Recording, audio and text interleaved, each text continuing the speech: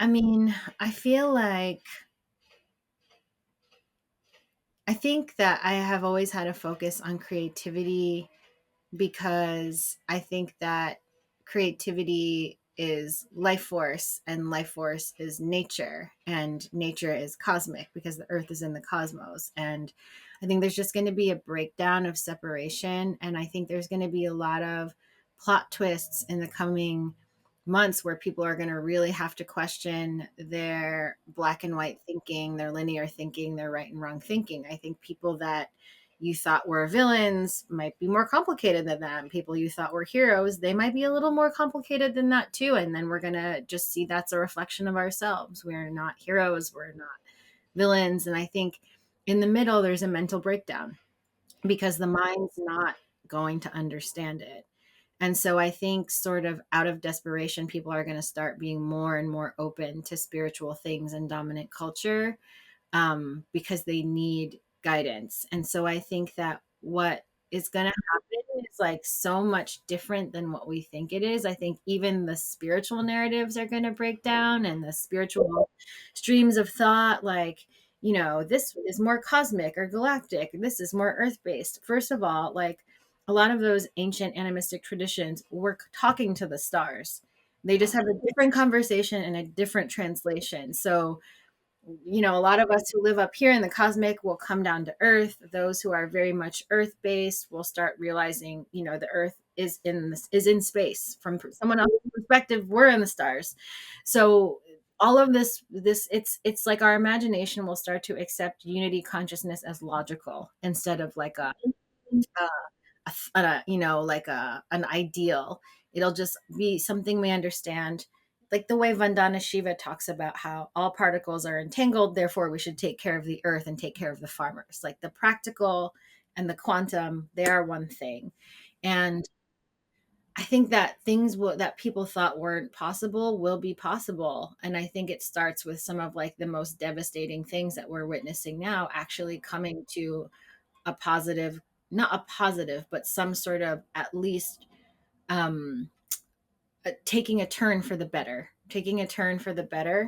and people understanding like that their humanity and their compassion and their heart is all that there is. And as these corporations and governments fail us, we'll learn how to turn towards each other because we will have no other choice.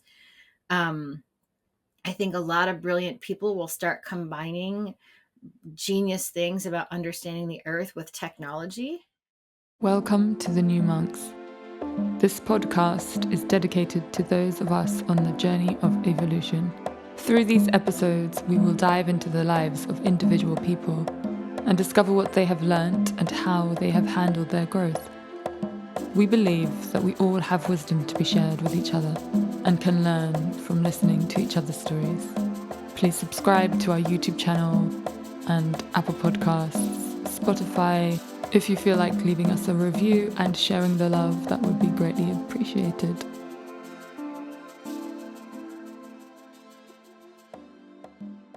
So this is just a heads up because, there's a lot of information that is coming to light at the moment. And through these episodes, each person is going to share a different side of that for them. Now, this isn't to say that every single thing that is shared here is going to be 100% accurate. It's just not where we are right now. It's just not the case of the unraveling and the disclosures that are being revealed to us. Obviously, things are always changing, and in one moment something can be so real and so true, and the next moment is completely shifted and changed into something else. This is the journey of evolution. This is the journey of ascension that we are going through right now. So this is just an invitation that your discernment is really, really important. As always, as usual, please take what resonates and leave the rest. Thank you.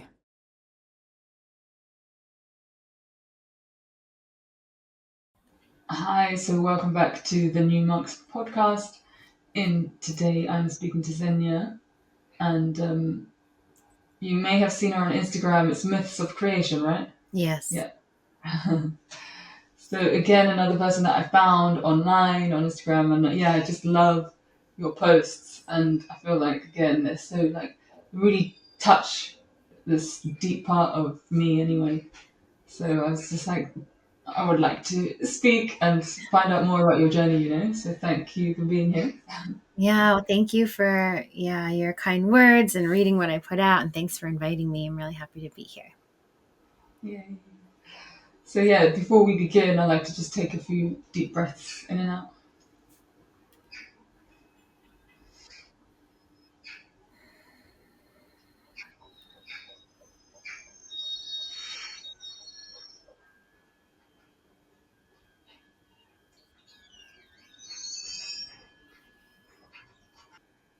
and then yeah, just tell us how you're feeling. Today I'm feeling like everything is starting to settle after being shaken up like a snow globe. So, settling feeling. Mm, I like the analogy, shaking up like a snow globe. And also that experience is so visceral, right? Sometimes is that how come you're feeling that? Is that just with the traveling and? Yeah, I don't know. I think it's personal and collective. I think that this eclipse season that was in September was really strong for a lot of people.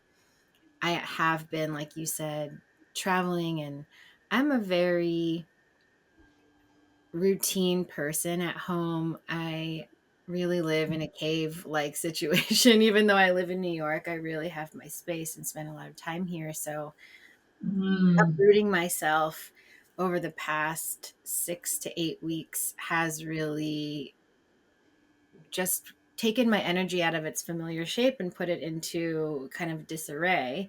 And it doesn't mm, feel bad as I'm settling in. It's sort of like the fun of taking apart a puzzle that can be put back together in a new way.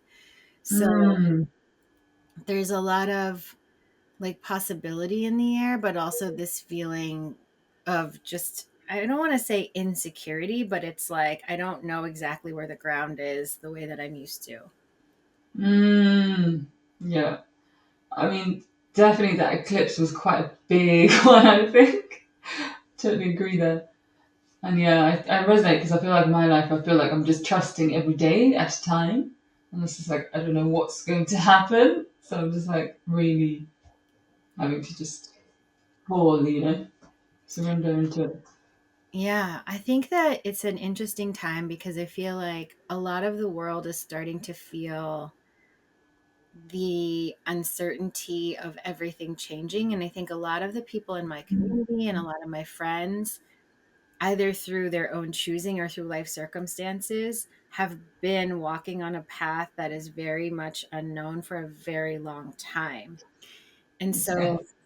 it's like the people in our community have this, I Mm. don't want to say obligation, but it's like you've walked a little further ahead in knowing how to move in this way. And there's a lot more people that need space held for them to say, like, this is okay. And yes, it's really scary, but it gets a little easier as you practice it. I definitely think we're in a more intense version of what a lot of us have been walking through Yeah. because there's so much sort of fear in the air out in the wider collective. And a lot of people don't have relationships to the spiritual or relationships to the deepest part of the psyche, which makes them even harder to I see. walk Yeah. the path right now.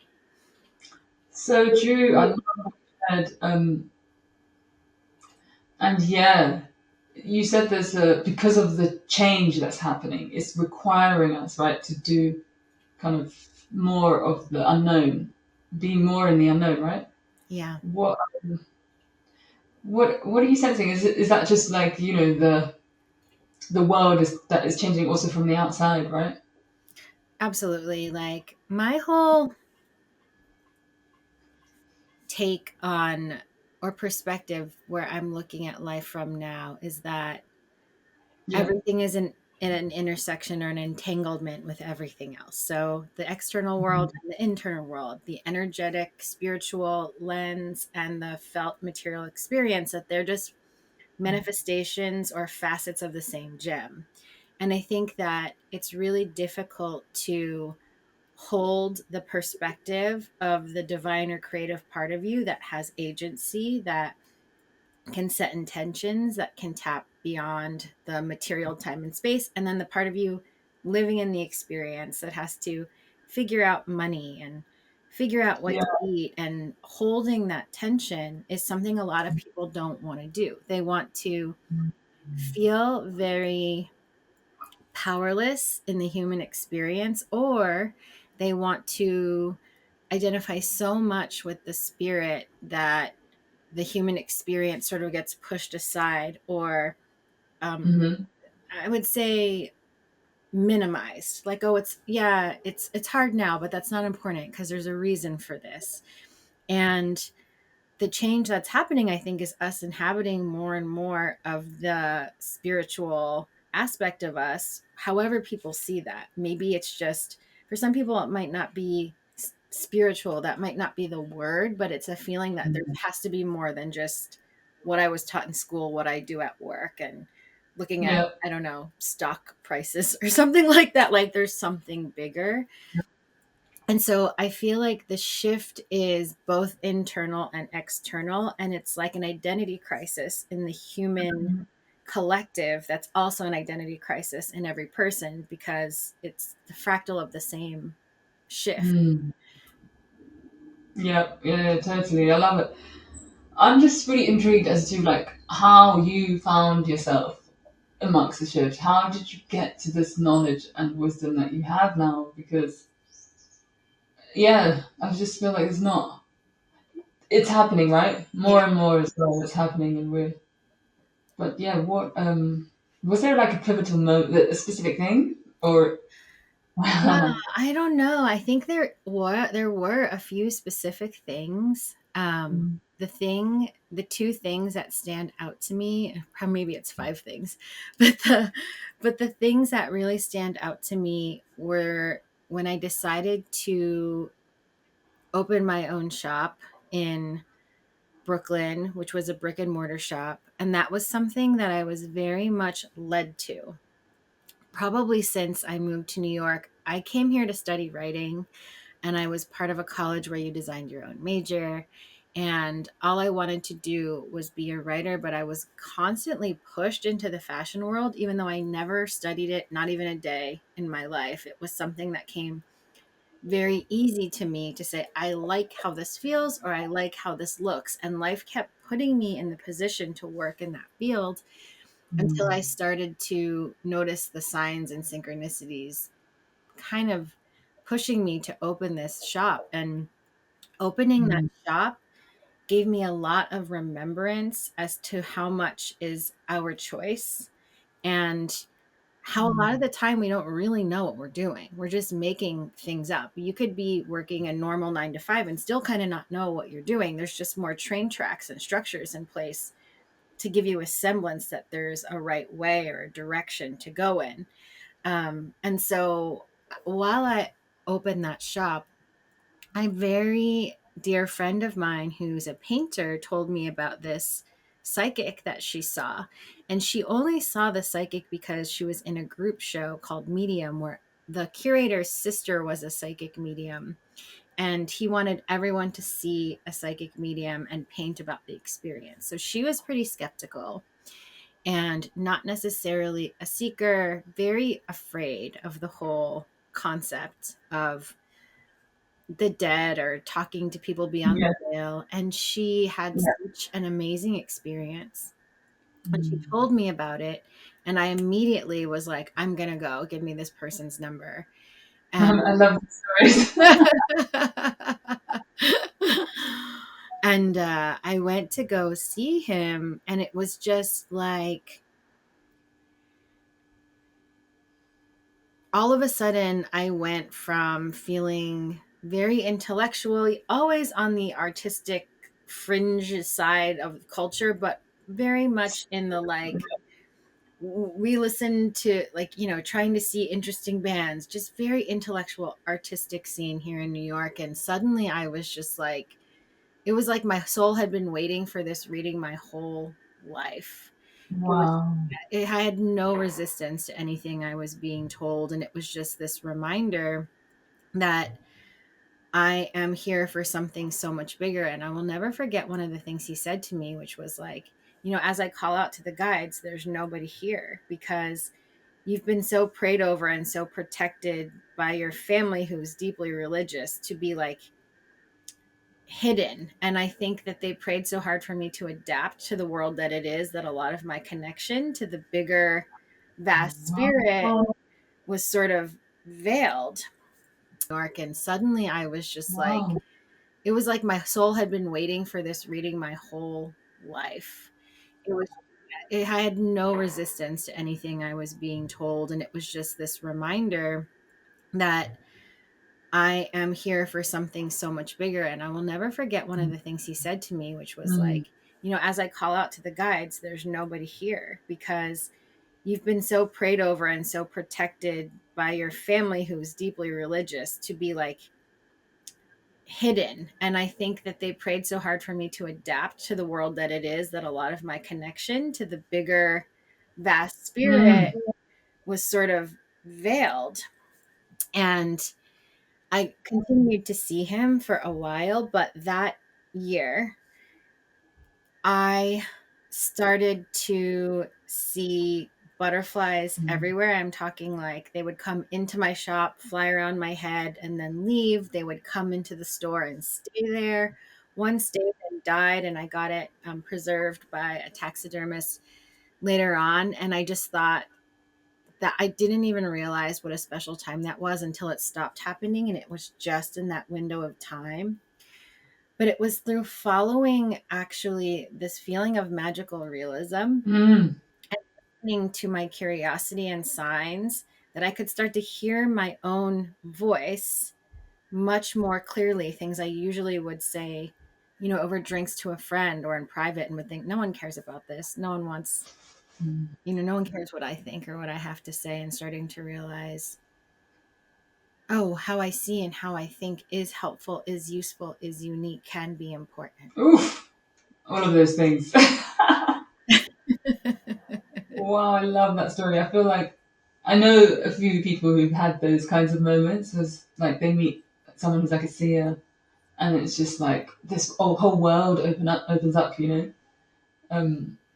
So was he saying things obviously that were really accurate for you at the time? I mean, I found them to be accurate, but not at first. Oh, really? So, yeah, like one example is one of the first things he saw when I came to see him in person and in his apartment was that he could see this huge wall of awards, and there were all these awards, and I had won all these awards, but it wasn't really me who had won them. It was my mom.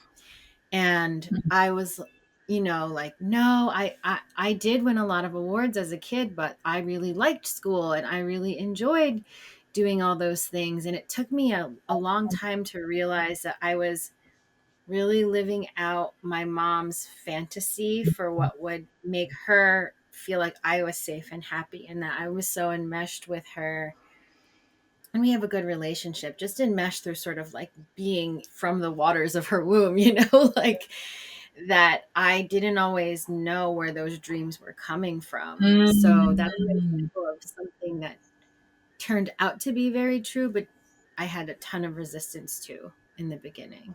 That's so interesting. Yeah. So like at the beginning, it was like, this isn't really resonating, but then as we dug deeper, it was like, hang on. It was like what he was bringing up was true in terms of I see the wall of awards. So there's enough of a truth in there that I'm like, yeah, that's relevant. But then the message Yeah. being given, I'm not necessarily ready to hear what Yeah. that means. Yeah. Exactly. That's very interesting because I feel like that's definitely happened to me sometimes when you see, like, or like I had a Akashic reading or something, and then it's like, no, that's not resonating.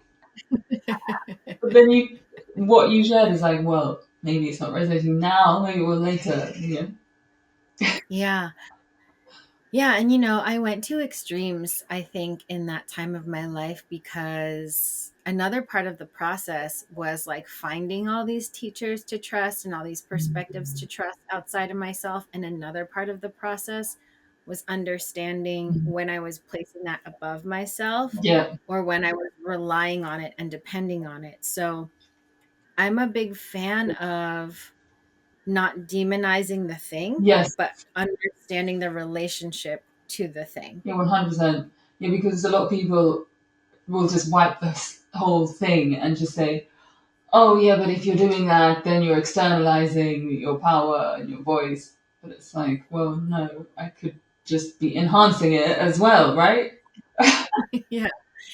Yeah, like I don't know. It's really interesting to me because there's like some different ways of looking at reality, like what it is, like how it works. And I don't really think even the most, advanced mystic or the most advanced scientist could answer with certainty anything about how reality is really created, though there are a lot of great theories that resonate with me. But Yeah. sometimes I do look at everything outside of me as a reflection of me, Yeah, that's. in that it's a part of my psyche that I'm almost interacting with. And then it's like my job to know what the center, if everything is me, what's the center of me, and how do I judge how to work with what I've been told. Mm. And in the beginning, it was like, oh, so and so said, get this book. I have to get the book right away. I have to take the training right away. And I realized that the more I gave my power away, actually, the more boring readings would get. Like, Mm. it's like the universe would be like, no, whatever you're looking for isn't here, or you're doing this too much. Like that idea of the dose.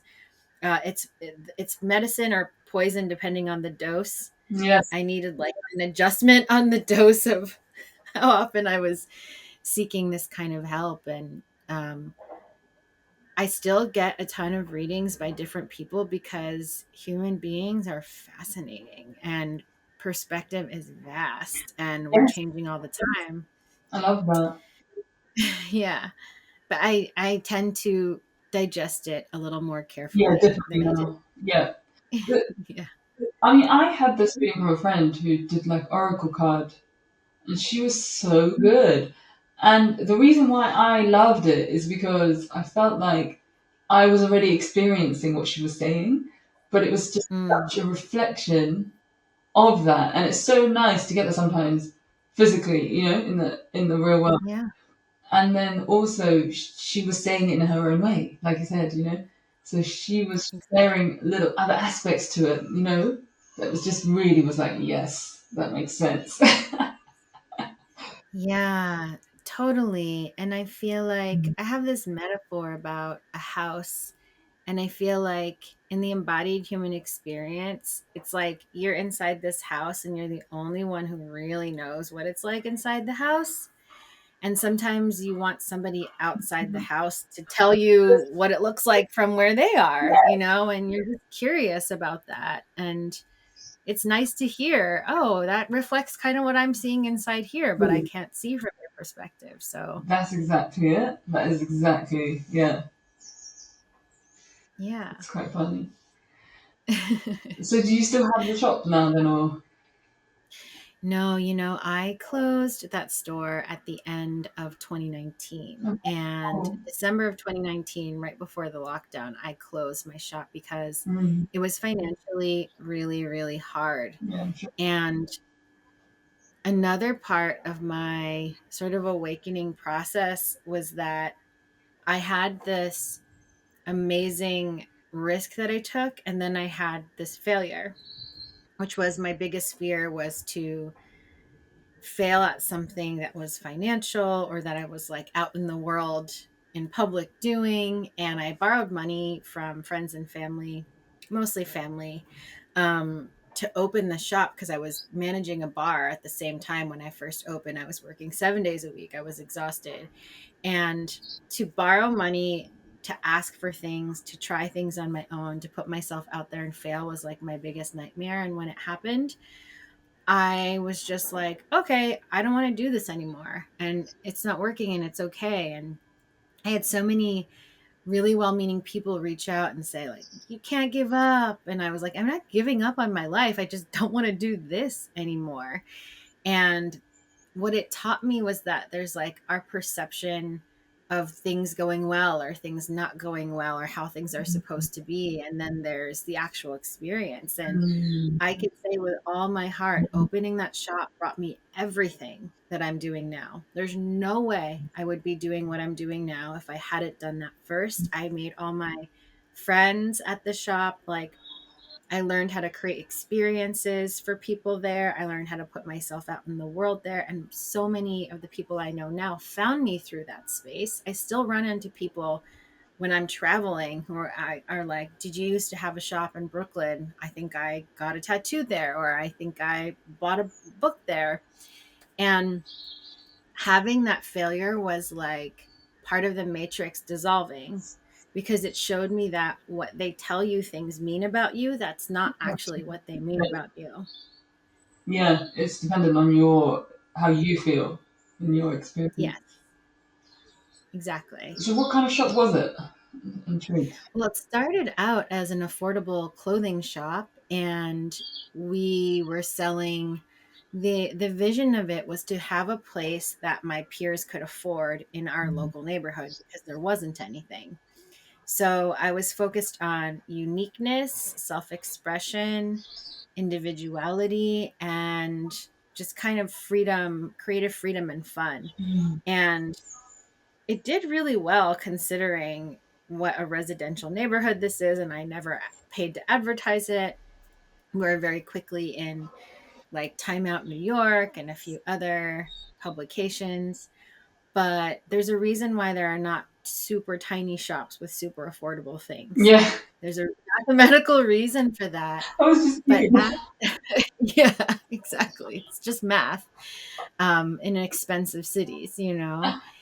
Yeah, So yeah, you basically have to sell a ton of something very inexpensive, or a few of something very but expensive. yeah, And some people can do the in between, but hard. it's a tricky thing. But after the whole experience I had with the psychic, with Hank the psychic, and just opening up to my gifts, we started to sell books and tarot and crystals. We started hosting Uh, workshops at that's what I was night. wondering if it was. Yeah, Yeah, we had that's cool. a resident astrologer that came and give mini readings once a month. And it was sort of like, if we could make it less intimidating and less culturally specific, um, Mm. to uh, like these, I wanted to be a place where maybe someone wouldn't walk into a crystal shop, but they'd be comfortable walking in here and seeing Yeah, these things. yeah, yeah. Yeah, so it's a bit of a welcome mat for people Mm. new and curious to the Mm. spiritual world. So you just mentioned as well about the religion. So how did that impact you? And what was there a point that you were religious slash are and growing up? Well, I was raised by very Catholic family, and I went to Catholic school when I was in kindergarten, but I don't really remember it very much. And I always loved the singing, and I always loved the holy water, and I always loved the incense and the stained glass. Um, when I got into college, I started further understanding the colonization of the Philippines, which was not something I was born with an awareness of, because Philippine culture, dominant culture, loves America, Mm. loves where we have to learn English there. And you're just considered so lucky if you get to come to the United States. And so I was raised with a lot of just messaging to assimilate. And so my family, comes very much from an unquestioning, very faithful Yeah. background. Both my parents wake up and pray for hours at a time, hours. And the truth is, when I would go to church, nothing would go in my brain. Nothing. I went to like CCD, which is our version of Sunday school in the Catholic Church, and I don't remember a word, Wow. a word. But if I go to like a mass or a funeral and we sing, I will always cry. because it's the energy of people trying to have faith in something, Mm. trying to understand how they're going to move through life, Mm. trying to remember they're part of something bigger. That moves me. The rest of it literally won't go into my brain. Mm. So I've never been like Mm. explicitly religious, but I have always um like had faith in something bigger. I will say this thing that's slightly embarrassing is I remember around 5 years old being taught about Jesus being the son of God and thinking very clearly in my head, like, I'm the son of God. Like Mm. I'm the child of God. Yeah. I could be Jesus. Like Mm. I resonate with Jesus's story. Yeah. Yeah, and there was a prayer I was taught in kindergarten that I still think is the best prayer I've ever learned, especially in that time, which just goes, "Thank you, God, for the food we eat. Thank you, God, for the friends we meet. Thank you, God, for another day of love that's shared in many ways. Mm. Amen." That's the end of the prayer, and that's literally the only thing that went in my brain all those years. That's pretty interesting. I feel like, yeah, it's almost like you being like protected or something. I don't know. Yeah, it's like the energy or the frequency of what was being told. It's just like I couldn't hold on to it. Love that. And so then, as you went down your spiritual path a bit more, did it start making more sense? And like you said, when you learned the colonization in the Philippines. Yeah, I have a really complicated take on our relationship with everything because I think it's I think it comes from the fact that I really resonate with the stars and I really resonate from the feeling of coming from somewhere else. Yes. And I really resonate. I think I'm a psychedelic person. I tried some psychedelics when I was in high school and then into adulthood, never really in a ceremonial way. And every time the mushrooms or the acid or whatever would talk to me very quickly, and friends around me would say, like, it's not working, or I would be the only one having an experience. And my friends and I joke it's because I'm always there. Like, I'm always living in a more psychedelic, Well, open, yeah. sensitive way. And so Mm. it was really meaningful to learn about the past and the hardships of the place where I was from, and especially the ancient animistic cultures that were erased, and like the rituals and beauty, because every colonizer takes parts of the culture and belief system of those they're trying to colonize and tries to incorporate it in a way into the ceremonies to make them go along with it, to keep a seed of that ritual alive that makes them somatically more accepting Mm. of what the new religion is. But for me, the reason I bring up the stars is because as much as I understand the oppression of somebody born into the body that I'm in from the country that I'm a first generation immigrant. I don't fully ever identify with that as the core of who I am. I think it's just I can see why my soul would choose those things in this experience, but my love for humanity and Mm. creation goes so far beyond needing to share experiences to love each other. And so when you say experiences, are you talking about the like rituals and the I'm talking about like you need to be an immigrant and I need to be an immigrant for me to understand you. You need to live in an identity that I okay. had for me to Yeah. be on your side. Yeah, yeah, yeah. And Yeah. Okay. I don't really feel that. Yeah, yeah, yeah. That makes sense.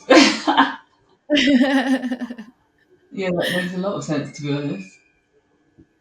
Yeah. It's like But I also, it's like, sorry if that's I what have cut you off.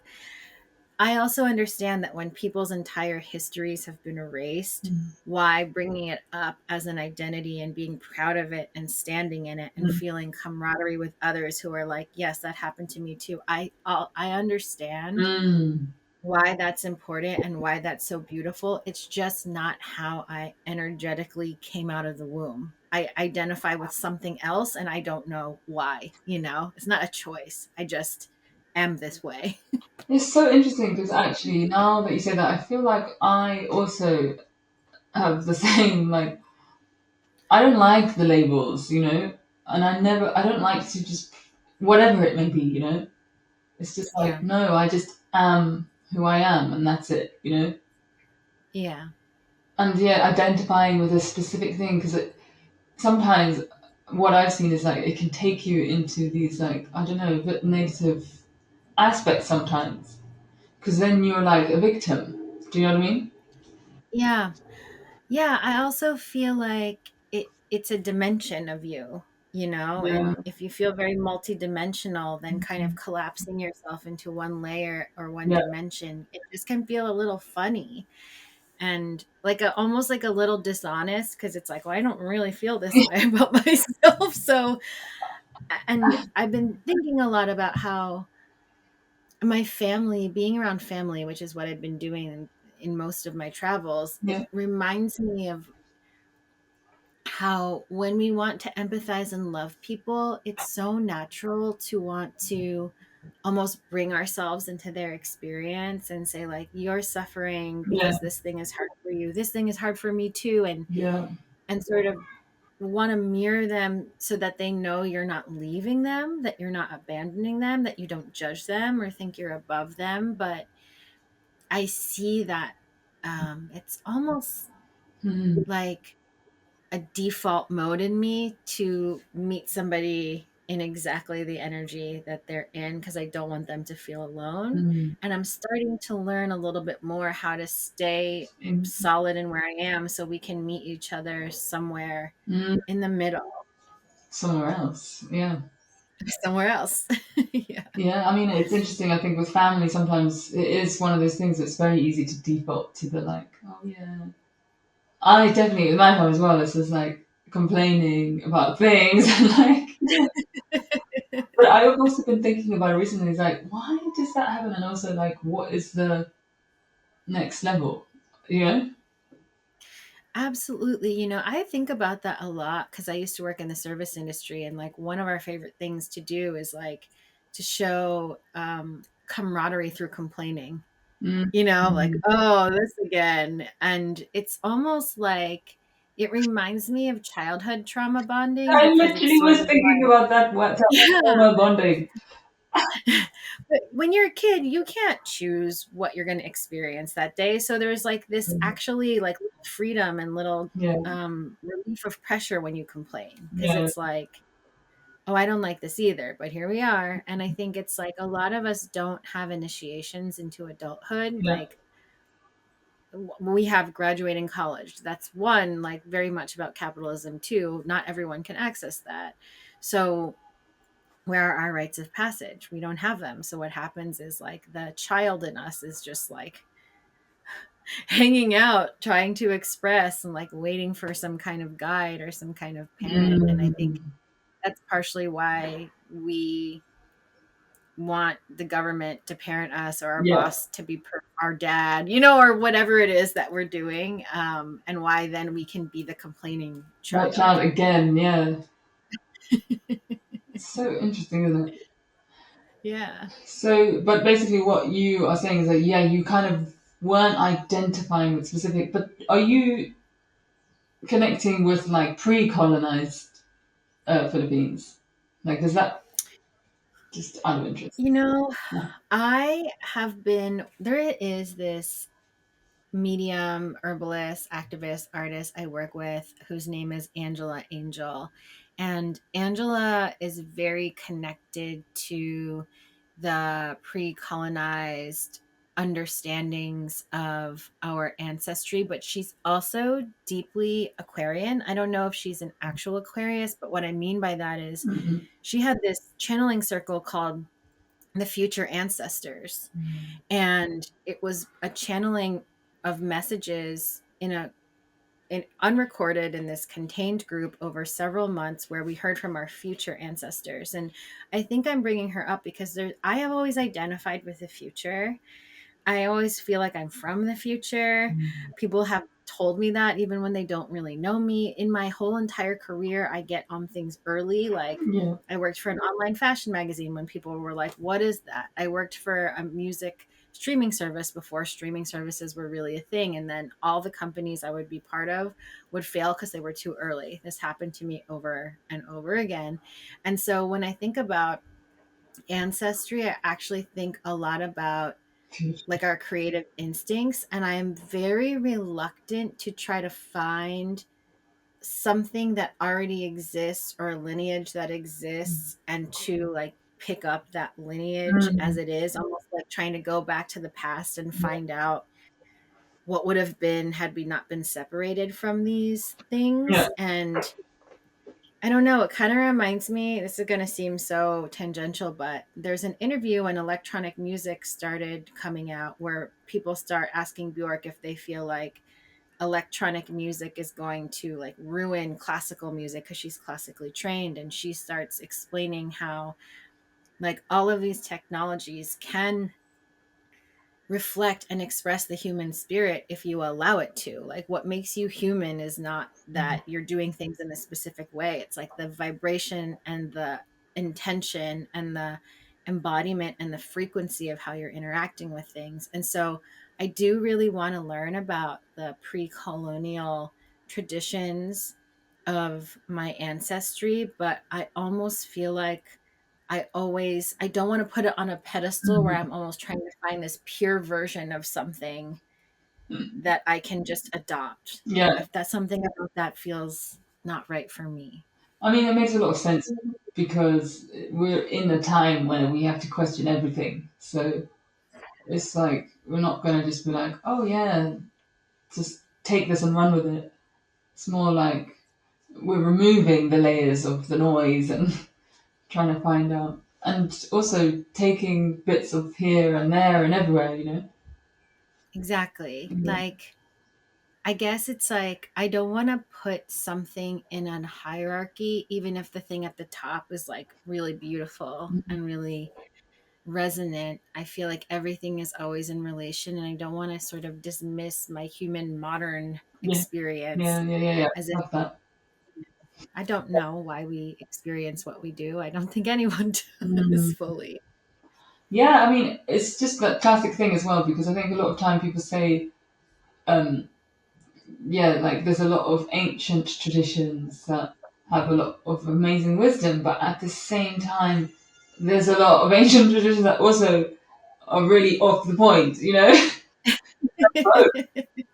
So, and again, it's not black and white. It's not like, oh yeah, I'm just gonna do everything here now in this way because this is like, no, it doesn't make sense to me now. So, yeah. Yeah, and I do know people. There is this beautiful community here in New York, and I think they're all over the world. And they have this teacher. They're called Golden Drum, and they are very traditional. But what they do is they have something called an intertribal altar. So they invite indigenous Mm, people from all over the world who come share their teachings, and the that community tends to be very like, we were making an altar one time and they were like, no, that's not the right tradition, it has to be this way.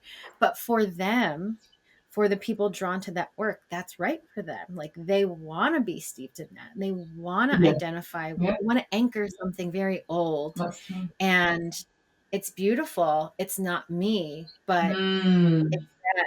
And it's just like how people like different colors and different food, like that's mm, kind of how innocuous it is to me. Like, this just resonates with them, and I love being around it, but there's always a part of me that wants to bring in the futurism, the yeah, stars, yeah, something, culturally resonant for the time I grew up in. yeah. Love that. Yeah, no, I mean, look, I think that that's also what's happening, right? It's like I like that you mentioned the future, like the future ancestors. It's a bit of an oxymoron that those two words, right? It Yeah, makes sense, you know. totally.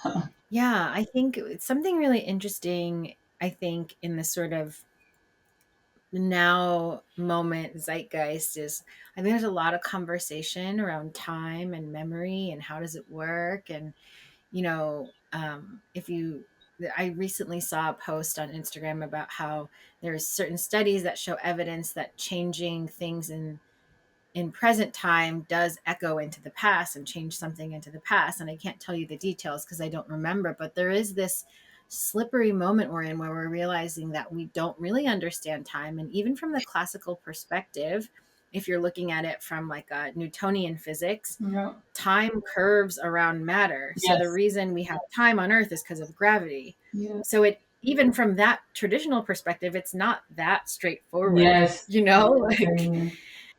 It's funny. so Sorry, go on. no, go ahead. No, I've just been chatting to my friend about time recently. We were just like, since 2020, it felt like everything sped up. And then she said, since Yeah. the eclipse, she's felt things slow down. And as you mentioned Oh, time, I looked at the time and I was like, oh, we've only been talking for 40 minutes. Like, no, I so agree with that. I haven't thought about after the eclipse, eclipse, but right? I definitely feel like So, 2020 yeah, time sped up, and I can resonate with that sense that since the eclipse, something sort of, it's like that something. settling quality I brought up. It's Mm, like, okay, something is starting to mm. form here. Yeah, love that. So then, yeah, what happened after the shop? And you said there were like a few different moments, so I was intrigued. Yeah. Well, I wish I could remember them all, but one of them, so after the shop, those questions actually connect. So Mm. on 7/17/2017, I had a reading with Angela Angel where she had my spirit guides come in. And in the session, a lot of the time they were singing to me in a language I couldn't understand. And then she started translating what they were saying. But one of the things they said was, you have to go to the landmass you were from. And it was interesting because she said, you're from a very ancient star culture that was part of mainland China before the Philippines broke off. It was parts of China, Thailand, and the Philippines.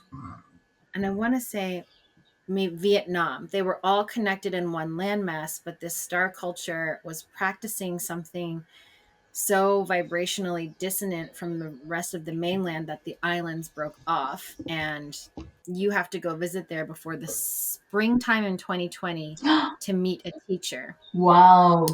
So wait, Yes. the song and everything was in your experience, right? The song was, no, she sang You it to sang it. me. Okay, fine. She sang it to me and then translated it to me. Gotcha, gotcha. And then, Wow. so I had that reading and Love it sat with that. me for a while.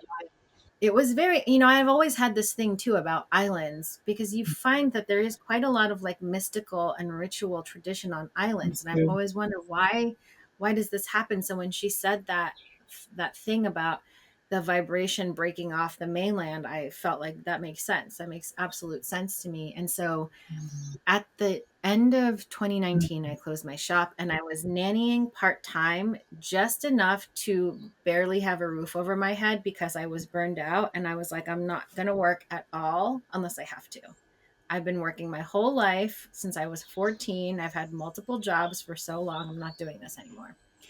And so that year, my dad had to go back to the Philippines in February of 2020, and I wasn't really doing anything. So he asked me to go with him. So I was able to like sort of fulfill the instruction that Angela gave me and go to the Philippines. And when I was there, COVID broke out. And my mom was calling me and telling me, It's wild. I love it. there there's this disease. I know, but my mom's always calling and telling me things to be afraid of. So I wasn't really like listening to her. I was like, it's going to be fine. And my dad and I flew back just right before the Philippines properly locked down. And so when I got home, I didn't have work. I had some part time nannying, and there were these couple months where I actually had nothing to do and nowhere to go for a while. And I just started doing what I wanted. And that was mostly me tuning into channels that I found on YouTube and like listening to channeled messages and doing a lot of spiritual work in different spiritual communities. And that's where I found one of my favorite channels to this day, Lee Harris, who I love and find him very grounded. He's someone who channels his guides in a sort of trance channel state, but is one of the most grounded people I know doing that work. I started to work intensely with this person known as Mama Medicine, who was born being able to see people's auras with her eyes and has made a whole career of teaching people about being their own healer. And of course, there was Angela's work and a whole bunch of other people. But in that time, in that quiet, where I actually started being able to hear myself and see what, stop reacting to the world, but instead find the resonances that I wanted to be vibrating with, my whole being changed. And so when I look back at that time, because Angela had said, you're going to meet a teacher, the teacher could be a person, a plant, it could be an accident, it could be a ghost or something that scares you. We don't want to tell you, but there'll be a teacher. And as I look back, I know it was COVID. It was just COVID, because that was the year when I started realizing that everything we are told doesn't make sense and that we will do it anyway. And I'm not like big into like extremes or polarity, so I don't have like a really specific belief about like we should do this or shouldn't do this. It's more that you tell me to go in a restaurant and to put my mask on, but when I sit down I can take it off. And we're all just doing And this. we were just This literally doesn't make sense. This listening. can't be, this is safe for us or not safe, you know? And it was just realizing how accustomed we are to giving our Power power and our away. agency and our thought away, that really woke me up. That was the final like, I love that. hey, you better start using your own brain and knowing your own energy, because no one out here is gonna do it for you. Yes. Wow. I love it. I mean, amazing that that happened. I think it was a teacher for so many people for sure. If you allowed it to be, right? But Yeah. Yeah.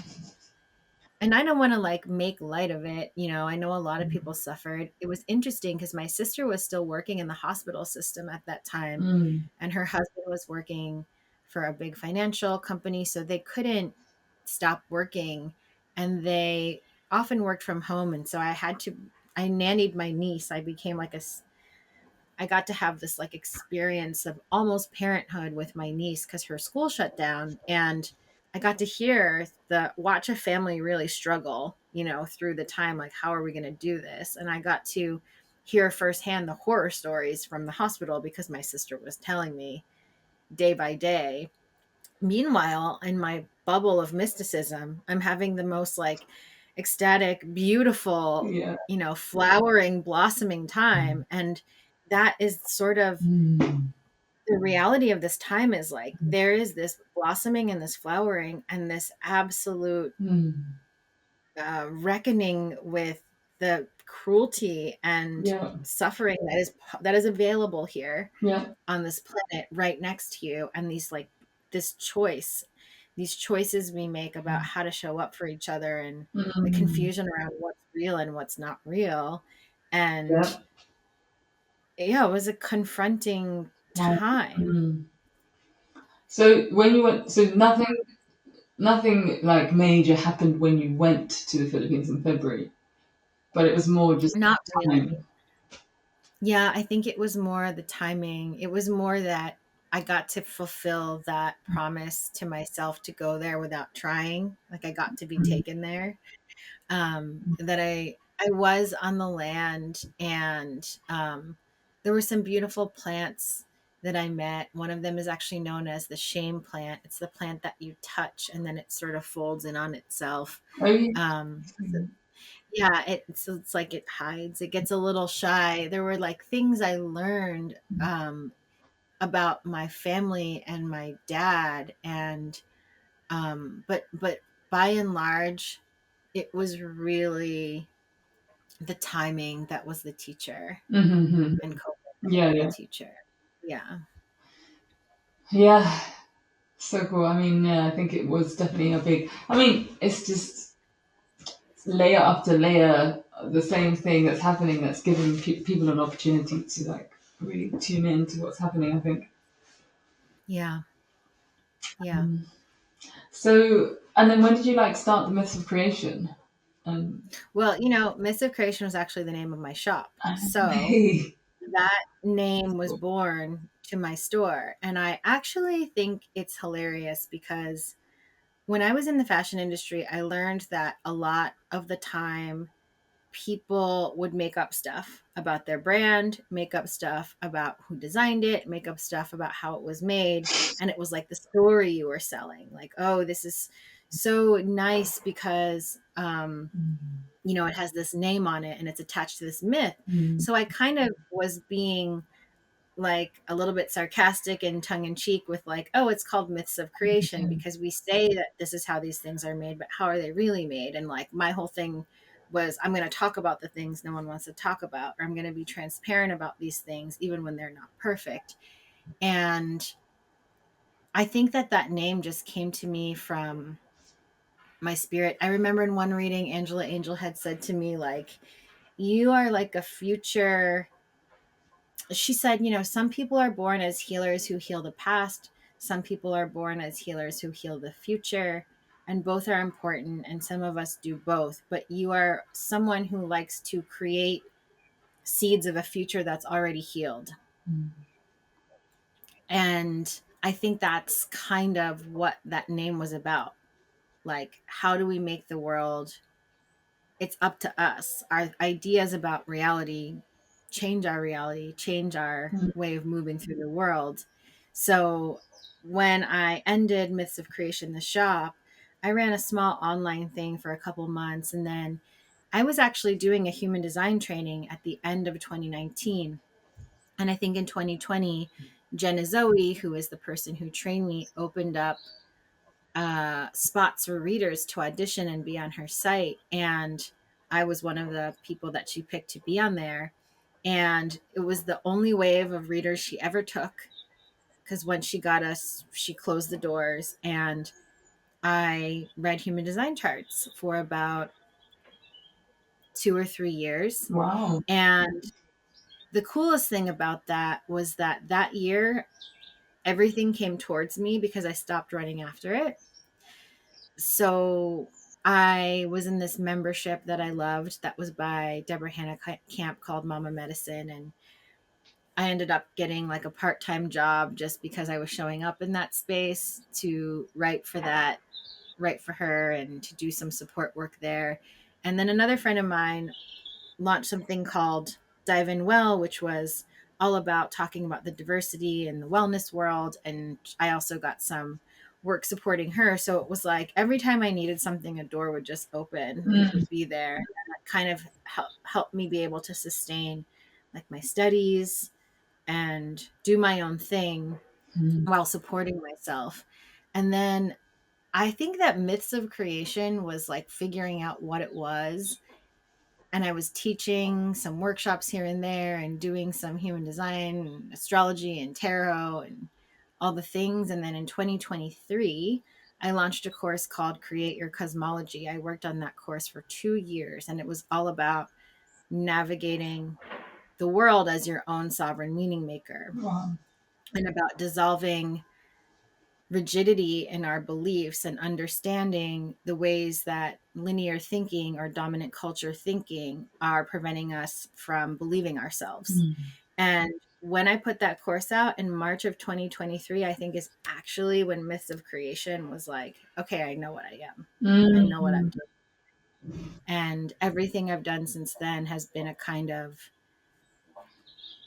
another flower from that branch that was that course. But I will say this, if you go back in my feed, because I don't delete anything in my feed, if you go all the way back in my feed to when I had the shop, I'm always talking about the same thing. wow. And I found actually a college essay that was for me to my proposal for my degree, where I'm talking about the same thing, which is why is everything so separated? Like, why is science separated from math? Why is English, separated Mm, from sociology?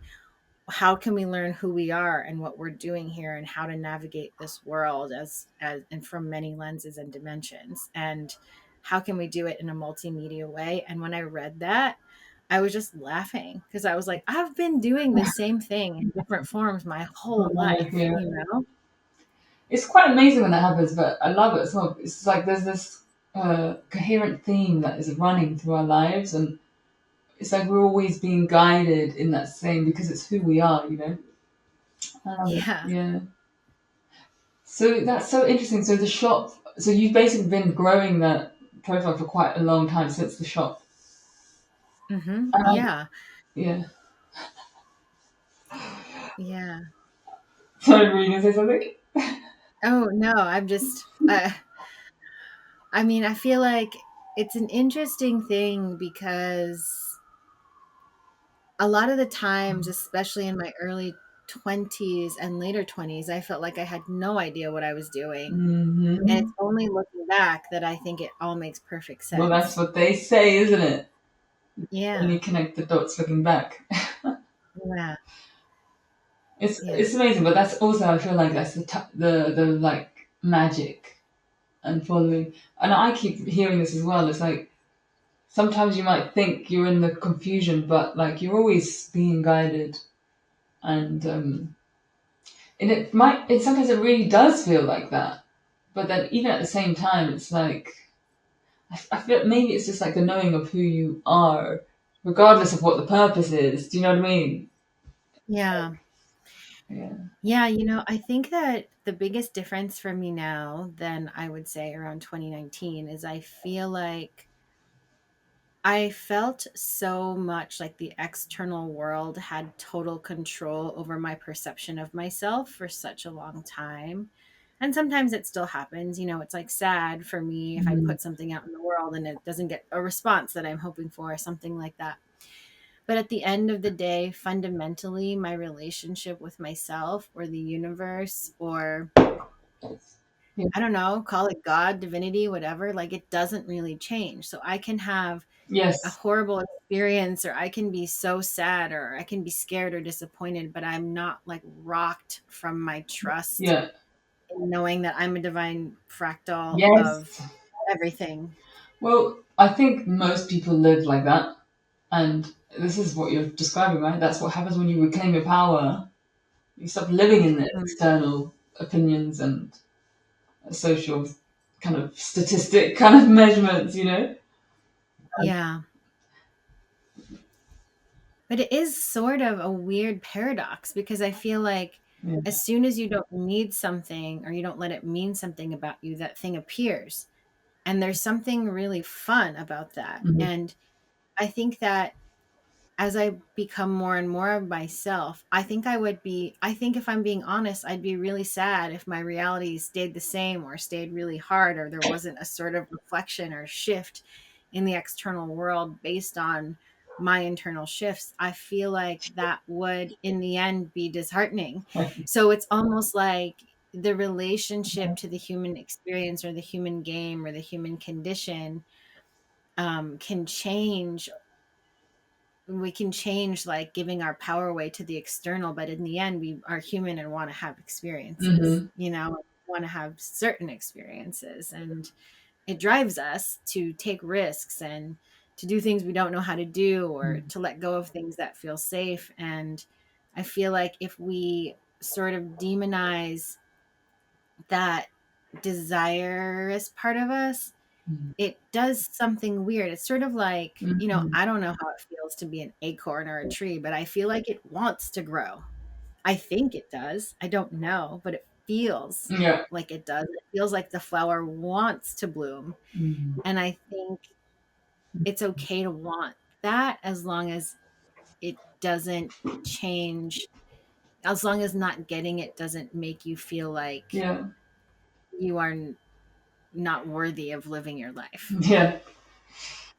Well, yeah, I think that's it's what you're describing is like you can still have the desires and still want whatever you want in the material world, but then the way you feel during that process is like where the work is.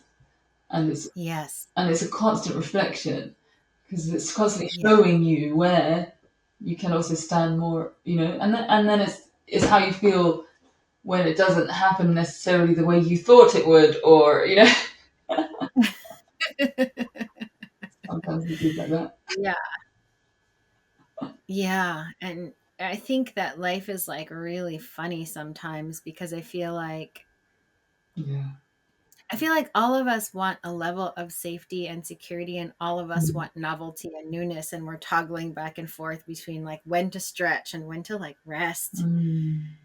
And I I think it's really nice to let yourself want both of those Yeah. poles, Yeah. you know? Um, Yes. but knowing when to move towards which can be tricky. Absolutely.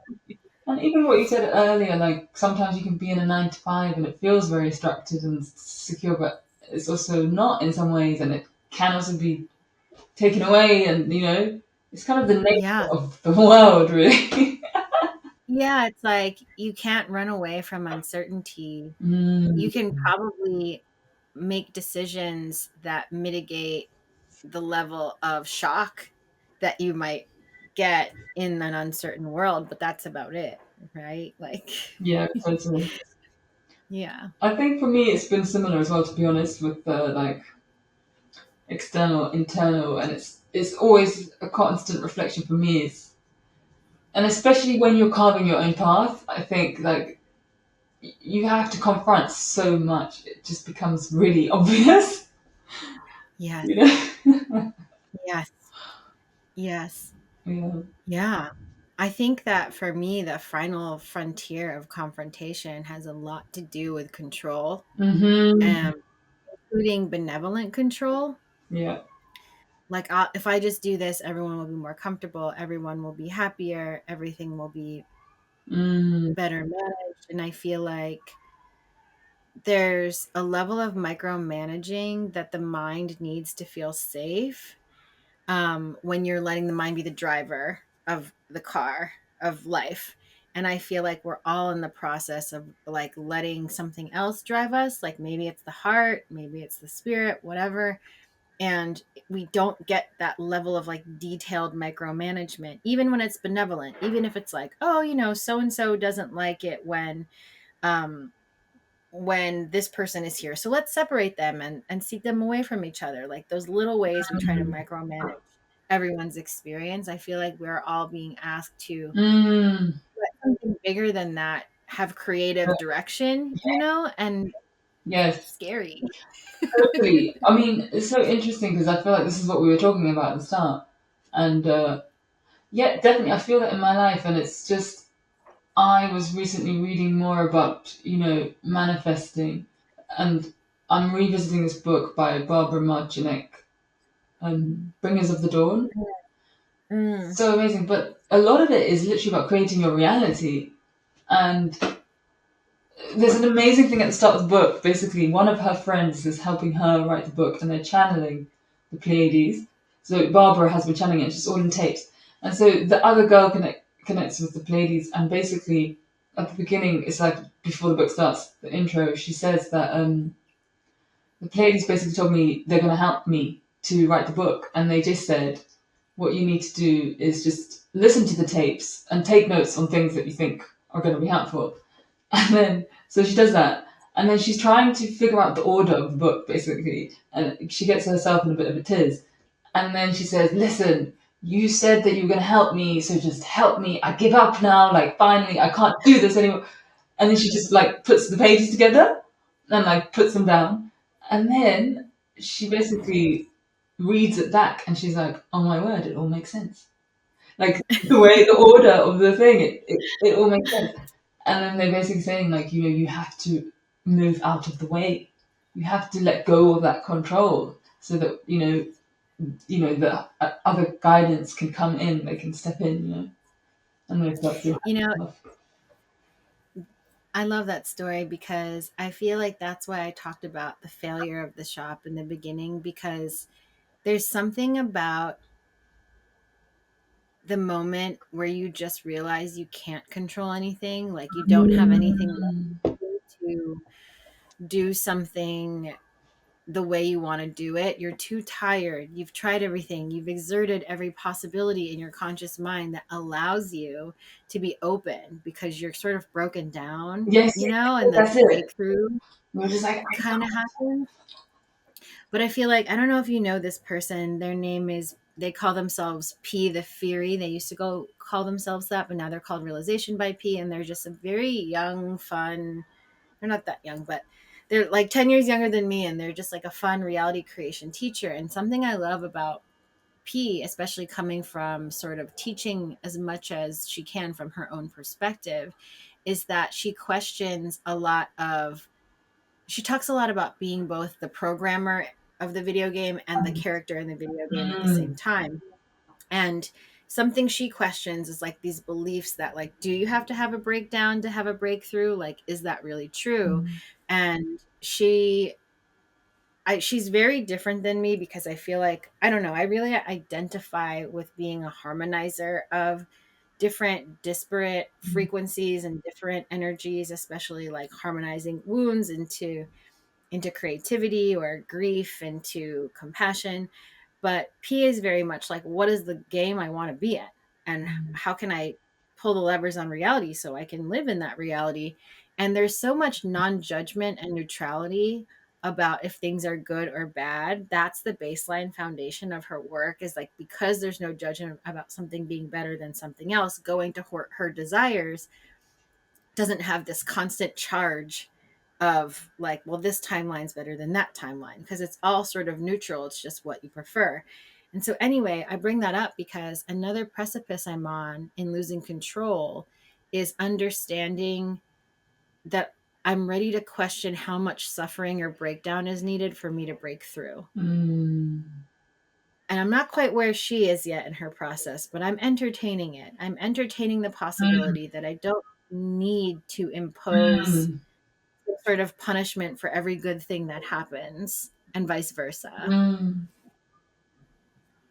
Yeah, it's interesting. I mean, it also reminds me of just like the way, and this has been coming up quite a lot as well, the way that we learn lessons, like a lot of the time it's through suffering. And a lot of people are questioning that now. Like, why am I always putting myself through these intense situations in order to get the lesson? Like, can't I just choose to learn through love in a different way, you know?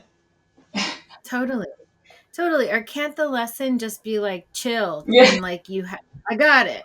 Okay, I'm not going to do that next yeah, time. yeah, Got literally. it. You know, like, Yeah. and I do feel like it has something to do with like wanting to stay close and belong to like your lineage or your family or your community, that keeps us like Yeah, in this vibration of like the human condition, capital yeah, T, like, this is what it is. And it's like, what if it's not that yes. anymore? And also the social, there's like a, I feel like here in London, there's like a social um, measurement thing that you just feel when you're here. It's just strange. Yeah. It's like here. It's like, oh, I have to be doing this, and then what I have to figure out what I'm doing next, and like, I don't know. I guess it's just the way you might also be thinking about the way you are perceived by other people as well.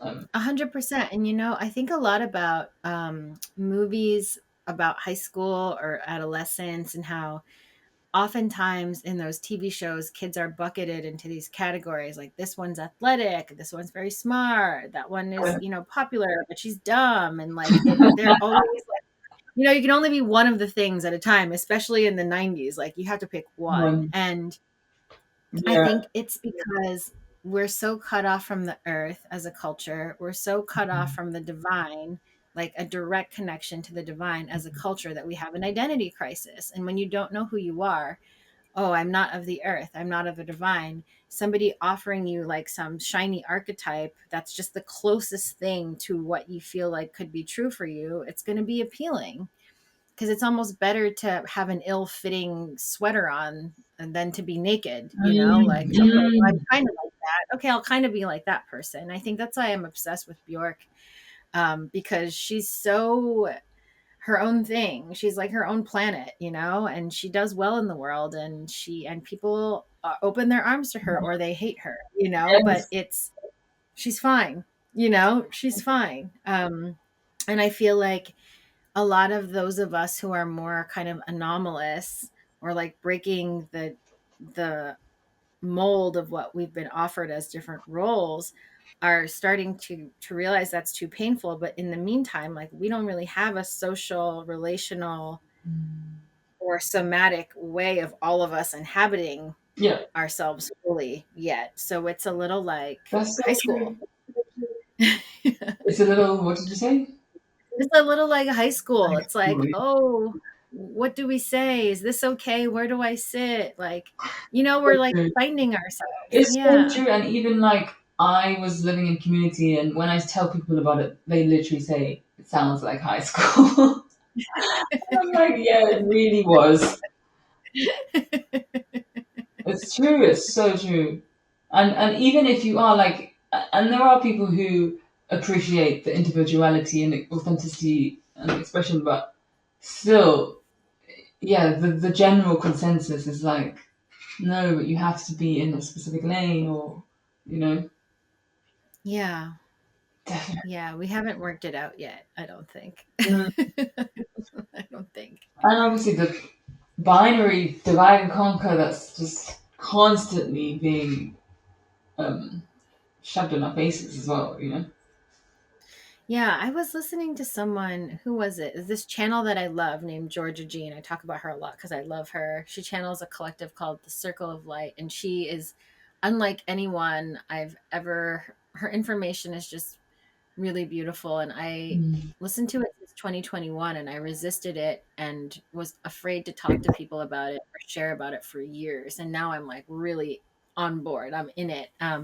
But one of the things they talk about really specifically is like this bridge generation that we are. That is, Mm, yes. it's messy for us because we're collapsing a system that is still here and seeding something that's not here yet. So when we are trying to walk in this way, there's not necessarily like templates or streams of Mm, this in reality yet. So it is awkward. We're like, we're working it out. Like yeah. attempts to live in community, for example, of course they're messy, but at least they exist. At least it was a try. Yeah, yeah, totally. And there's much to be learnt as well there. So Yes. that's so true. Yes. I like what you said as well about it being the final frontier. And I feel like I literally sent a voice note to my friend yesterday, and I was like, I think for me, the hardest things on my journey have been like to really take full control of what's going on in my mind. And to be honest, it's probably the same for a lot of us. Like, but just this book, there's one chapter, and it's so powerful about brings on the dawn. She basically really was going into the details about like your thoughts create your reality, and it's just Mm, like constant reminder that it's so easy sometimes to just be like your thought reflecting what's happening in the outside world. And it's just like, mm, yeah, for me, I feel like it's like the switch moving from rather than residing more in the outside, it's more on the inside and mm, focusing more on what's happening here. And even when something happens, I mean, it's like what we were talking about, really, just allowing myself to then just not have to like go into, oh no, but now that happened, it's like, no, it's okay. Like, and there's one part of the book as well that she uses the analogy about going to a restaurant. Actually, I really love that. And I feel like I was even doing it in my life, but she's like, when you go to a restaurant and you order a meal on the menu, you don't go and check if it's going to be okay. You're not right there, checking that they're going to make it okay, or, you just place the order and you wait for it to come. And then basically mm. that's like, she was like, the way that you feel in the restaurant is like a good analogy. And it's like, oh, what are you choosing? Is it too expensive? It's a great analogy for life. Like, I was like, this is so good. Uh, Yeah, that's interesting about the thoughts though, because I don't know. This is, I think, why I'm so resonant with this work of this channel, Georgia, because this is um the circle of light. I'm gonna look this yeah, up. like, yeah, she has a bunch of free recordings. You can just feel into the resonance if you like her Yeah. her information. But something I love about her, she talks about how she gives a technique for us to move from the projector that's in our mind into the projector that's in our heart, Oof. because I am a deeply cerebral person. I was thinking about this before we connected here today. Like, my Mars is conjunct my Mercury, and my moon is in Gemini. I'm an Aquarius rising. Like, and my Venus is in Gemini. Like, I love thinking. I love words. I love analyzing. Like, it's part of my nature. It's who I am. And when I relate to it as a mechanism of controlling life, it becomes painful. But if it's just me being curious and entertaining possibility, it's really weightless, and it's just a pastime. It's just something to do for fun. And Georgia gives a technique to move your energy from the focus of this projector of the mind down into the heart, and to activate the blueprint that lives there, which is Mm, basically a portal into all time and space, into all that exists. So it's much more intelligent than what our mind can control. mm. And I think I'm saying that because there's something about being a very cerebral person and trying to control our thoughts that I do feel can end up make us feel like a little bit judgmental of Yeah, yeah, ourselves. yeah, totally. Because I just think it's in our nature to use the tool that all of our dominant education and all of our dominant culture is using all the time. Like, we're gonna be a mental society. We're steeped in it. Mm, So yeah, I just want to offer that, and I do think you'd enjoy it, and it's mm. easy to check out. Yeah. Yeah, it's so fascinating, really, and I think that yeah, I like the idea that it's like just ask for it, and I think the biggest part is the trust, you know? Mm, Because it's like what in the book they were saying ask for it and wait, then it's mm, what you do in the waiting, you know. yeah. Yeah. It's totally what you do in the waiting. Mm, And I feel like I think that's why I love the work of P, who I brought up earlier, Realization by P, because I would say her specialty is about like holding the shape of the character that already has the yes. thing that you're trying to experience, Mm, no matter what is happening in external reality, and sort of provides a little bit of ways to play it like a game so you mm. can, try and hold that shape. But it is a test, I think, Yes. to believe in something that you haven't seen yet, and Yes. that's what a lot of us are here for. Yeah, So exactly. And like we're doing it in our individual lives, but it's happening collectively as well, right? This is the yeah, shift. And yeah, I think I like what you said about coming down to the heart as well, because maybe that is the whole part of it, of just being able to know that your internal is more powerful, basically, than the external, you know? yeah, yeah.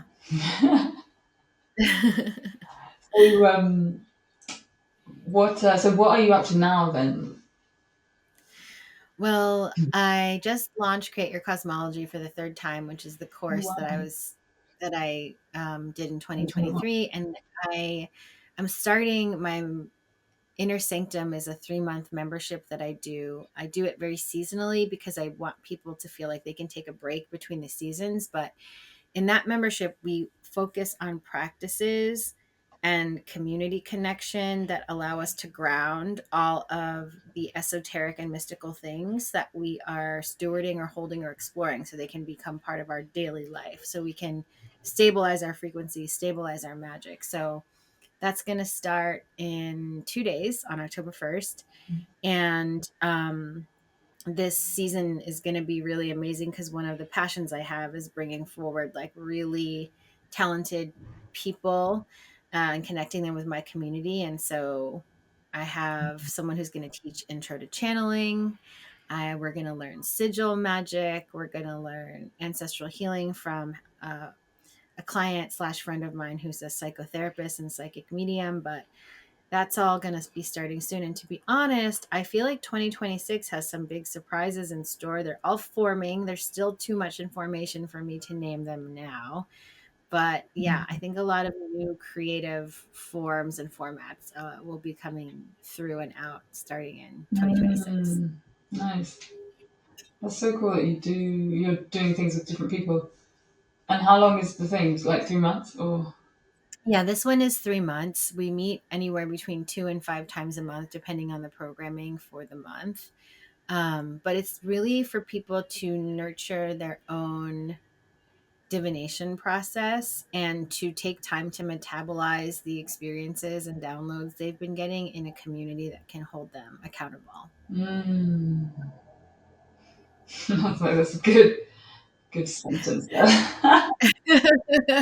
Yeah. That's so cool. And so and then how was it when you first created that course? Like when you had the shop and then it kind of like transitioned, but you said already you were doing stuff like that in the shop. So was it like you still had people already that were kind of on that page? Well, I think that I just let people either leave if Yeah. the way I was changing wasn't resonating with them. I use the same email list. I Wow. never I the only time I changed my Instagram account was because I had a personal account and I didn't want to bombard people with like pictures of clothing when I first started my store account, and that's the only reason I have a different personal and professional account. I don't post on the personal one because everything I post is so personal on the professional one.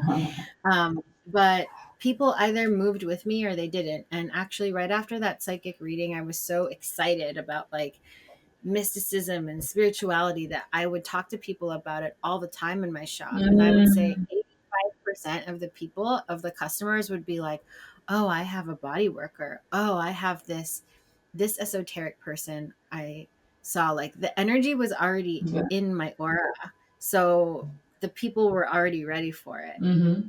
Love that. That's so cool. So cool. I guess that's how it works as well, isn't it? It was already in Yeah. your aura. I love that. Wow. So yeah, and do you have any reflections on like how you see this, the play of the world in the next like 5 years happening and your role within it? I mean, I feel like I think that I have always had a focus on creativity because I think that creativity is life force and life force is nature and nature is cosmic because the earth is in the cosmos. And I think there's just going to be a breakdown of separation, and I think there's going to be a lot of plot twists in the coming months where people are going to really have to question their black and white thinking, their linear thinking, their right and wrong thinking. I think people that you thought were villains might be more complicated than that. And people you thought were heroes, they might be a little more complicated than that too. And then we're going to just see that's a reflection of ourselves. We're not heroes, we're not villains. And I think in the middle, there's a mental breakdown because the mind's not going to understand it. And so I think, sort of out of desperation, people are going to start being more and more open to spiritual things and dominant culture, because they need guidance. And so I think that what is going to Mm, happen is like so much different than what we think it is. I think even the spiritual narratives are going to break down and the spiritual streams of thought, like, this is more cosmic or galactic, this is more earth based. First of all, like a lot of those ancient animistic traditions were talking to the stars. They just have a yes. different conversation and a different translation. So a lot of us who live up here in the cosmic will come down to earth. Those who are very much earth based will start realizing, the earth is in space. From someone else's Yeah. perspective, we're in the stars. So all of this it's like our imagination will start to accept unity consciousness as logical instead of like a, Mm, like an ideal. It'll just be something we understand, like the way Vandana Shiva talks about how all particles are entangled, therefore we should take care of the earth and take care of the farmers. Like the practical and the quantum, they are one thing. I And love that. I think that that people thought weren't possible will be possible. And I think it starts with some of like the most devastating things that we're witnessing now actually coming to a positive, not a positive, but some sort of, at least, um taking a turn for the better, and people understanding, like, that Mm. their humanity and their compassion and their heart is all that there is. And as these corporations and governments fail us, we'll learn how to turn towards each other because we will have no other choice. Um, I think a lot of brilliant people will start combining genius things about understanding the earth with technology. And we'll also have a separation dissolve between, like, I'm for the natural, I'm for tech. We'll start to see those things can actually work together if we want them to. And I feel like there's just going to be a lot of creativity, like a renaissance of creativity that I think these younger people, like I'm talking very young, will really surprise older generations with what they're capable of. And I mean, I'm thinking about Nepal and like the banning of TikTok, like being the last straw for a group of kids who are like, this is not right. You know, we're going to topple the government because we can, because there's more of us than you. And I think we're going to see more of that. Um, and I think, I don't know, but I think there'll probably be more and more questions about extraterrestrial life forms. And they'll be, that'll sort of be like when we used to think the earth was flat and realized it was round. I think that realizing that there's life and the cosmos that's besides us, that's the next frontier. And um, I feel like I don't know my role in it. I know it's creative and I know it's very much like a mediator. I don't like to leave things out or leave people out or separate things. I think there's enough of that in this world. So I call it harmonizing. My friend Lisa actually gave me this through a reading. My friend Lisa, is her handle is Middle Sister Tarot, but she talks about how I came in this life to do complex harmonies, and I think that's my Oof. role. When you said that, that also, I'm a musician. I thought, wow, I came here to do complex harmony, like to sing complex harmonies as well. I love it. Yeah, it's like the notes in the song that make people realize they're singing a song Yeah, together. They're singing the same song. yeah, Yeah. yeah. That is such an amazing analogy of it because it is one song, and when you harmonize, it sounds so good. Like there's something about it that's just like heavenly. Totally. Totally. But thank you so much for sharing that. You just, I feel like you were on a roll there. You were just like, go on and on. And I was like, yes, yes, yes. So good. Yeah, I'm like hot from from saying all of that. I got I really love hot that. as I was talking. Yeah, happy to share. It's like I learn what I'm thinking as I'm Yeah, saying it, so I'm like, oh, okay, that's what I think. yeah, Great. that happens as well. It's funny, isn't it? Yeah. Um, what was I going to say now? I love all the, you touched on so many different aspects of it as well, but ultimately it's like, we're really moving out of this duality and the way that this world has been in this binary kind of way for such a long time. And yeah, finding a Yeah. new way, really. Yeah. Absolutely. I It's creative. Yeah, it's creative. I love it. What else I was going to ask you, do you have you like studied astrology and stuff as well, or because yeah, Yes, I studied astrology for like in a very amateur way, I think for 10 years. And then I took a three, I don't know how long it was, but like an introduction to astrology with Rebecca Gordon that was really good for anyone who wants like a very sort of methodical, analytical approach to astrology. And then since then, I've taken, I don't even know, every little astrology course I can think of. It's really funny because sometimes I find pieces of paper handwritten with my whole birth chart and what it means from 20 years ago. So this is another thing that I didn't even realize I've been doing this long. But and also astrology and human design for me, when I look at the charts and start to learn the language, because I'm much more of like a poetic person. yeah, I'm analytical and I'm very poetic. So something happens to my energy field when I can look at someone's chart for a while where it sort of like opens up my channels and I can say things or see things that I don't even always know why I'm saying them. but learning that language, it's almost like a stream of consciousness exists in astrology that connects you to the stars, and then as you engage with it, your Oh channels wow, open. I love that. Yeah, because the way that you spoke there, I feel that's exactly what I felt like was happening. It wasn't like you were looking to be directed. It was just coming through in that way because of the connection. Like,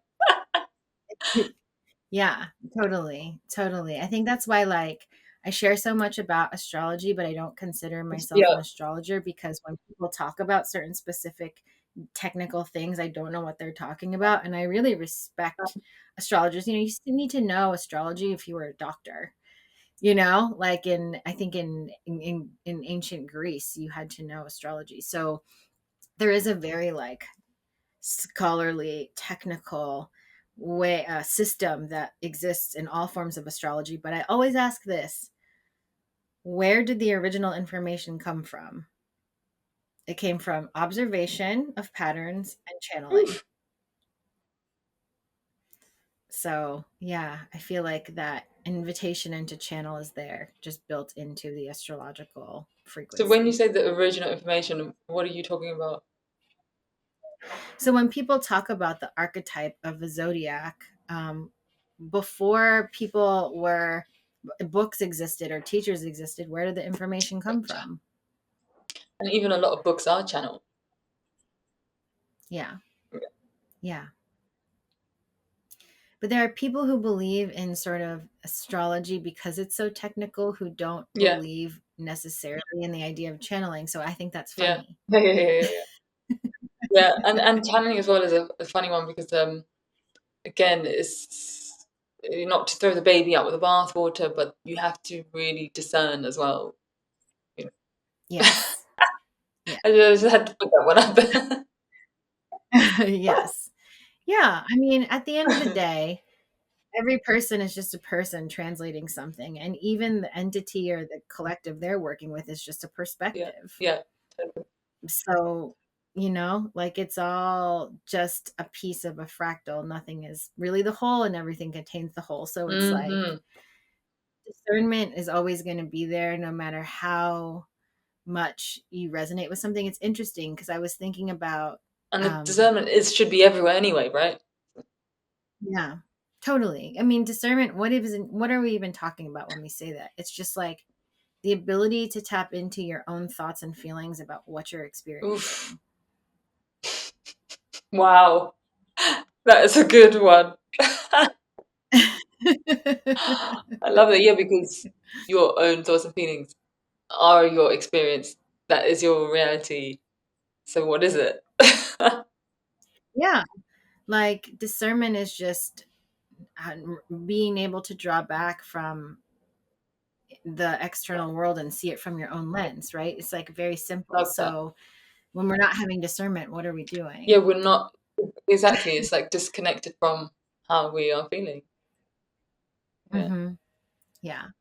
Oh wow, what an amazing conversation. It's been so cool talking to you. It's been very like flowing, just like yeah, sharing perspectives.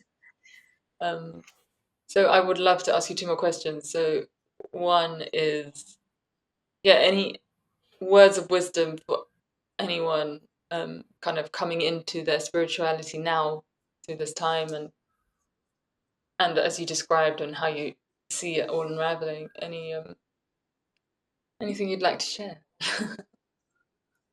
Yeah, sure. I mean, I don't know if it's wisdom, but I do have something I think that's useful for me to remember, which is Mm, that everything has a conscious layer to it and then an unconscious layer of codes. That's why I think when we read certain books, we love the book and we might not even remember exactly what we read in the book, or we listen to certain songs and we really resonate with it, even if we don't hear the lyrics. And I think all of us are always transmitting so much more than what's on the surface. And I think our conscious mind thinks that the assignment is to grasp something that feels like it's going to be true forever. mm, And as someone who has that tendency myself, I feel like if you can start to enjoy the feeling that you're collecting codes, and that every time something resonates with you, it's activating something within you that's already there. if you can use that to create something so that there's this constant flow between something outside of you resonating with you and then you using that frequency tuning to then create something in the world, it's a lot easier to navigate your path because you're no longer looking for an answer or one right thing. Now you're just like in a dance with all the things that excite you and all the things that resonate with you and all the things that cross your path. So it's a long way of saying that you're creating it as you're doing it. There's nothing you can do right or there's nothing you can do wrong, but there are ways you can forget yourself in the process. So if you're always listening to yourself and coming back to yourself, you can actually enjoy the ride. So that would be my advice, is to enjoy each piece you're Love collecting. that. Yeah, I think I've realized now what feel like a lot of your message, and I guess where you've come, is just really outside of the binary and very multidimensional. Mhm. So even like what you shared there, and in the conversation with you, I just realized it's like it's been really like flowing because it's just been like yes, and you know, so much of that multi-dimensional perspectives, you know. Yeah. Yeah, it's funny. I was just talking to somebody about how in college you are taught to sort of defend ideas like you're going into court. And that's the nature of our like intellectual structure, is like there's like sort of winners and you have to best the winner. Um and there are a lot of brilliant things have come from that system, but it doesn't make sense for certain people to think that Yes, way, where there's constant like hierarchy or oppression of yep. ideas. And so it's just a way of saying that like you don't have to choose one part of Mm, yourself and cut the rest of it off to be able to celebrate an mm. idea or have an experience. Yeah, and cut other people off as well. Yeah, yeah, And exactly. there's definitely an energetic behind that that's like a bit more divisive, I guess. Yeah, Yeah, yeah, it's a very conquering energetic, you yeah. know? So the final question I like to ask everyone is, what does freedom mean to you? Big question. Wow. That is such a big question for me. Because I've been thinking about it a lot. I think freedom is many layers. One of the layers is knowing that your energy is being directed by you and your spirit. And that also means your attention is being directed by you and your spirit. You're making choices, which means we might think freedom is I can eat whatever I want, I can do whatever I want. Well, if you're addicted to sugar because there's companies that have paid massive amounts of money to make you addicted to something, that's not freedom, Yeah. actually. Um, and then I think freedom is like, I think it has something to do with being safe in your body, accessing a connection to your body where you feel like it's a home for you. And that's like an extension of the earth. So I feel like freedom has to do with a relationship with your own body. And then I feel like freedom has something to do with relaxing so that into your naturalness, so that self-expression is inevitable. Mm, I think when we're relaxed, we're actually just creative. I think it's just normal. I think that we're more like plants than we are like factories and robots. We've just been educated to be like robots and factories. So I actually think once do feel relaxed in ourselves, we are just very generative beings. mm-hmm. And to me, that creates a world that is free. Mm. Wow, love that. Thank you. Yeah, Yeah. it makes sense. I feel like you shared so many gems throughout the whole episode. Yeah, Oh, thank you. it's so great talking to you. Thank you so much. Yeah. Thank you for inviting me. Thank you for having me. A super fun Yeah. conversation. Oh, thank you. And yeah, you can check out. I'll put your website and Instagram in the episode notes at the end of the description there. So yeah, definitely Myths of Creation. It's such an amazing brand and page. I love it. Keep doing what you're doing, sharing it. Yeah. Thank you for reading it. Thank you for having Yeah, me. bless. Thank you so much. Thank you so much for listening to this episode and to this podcast. We hope that you can gain many insights through the art of listening. If you haven't already, we would love it if you can follow us on YouTube, on Instagram, and leave us a review on Apple Podcasts if that feels right for you. We've also just launched our first online course, Awakening 101, a ninja's guide to navigating your spiritual awakening, which is led by me and is offered via donation. So if you feel called to that, then please dive in. It's available via our website. Thank you.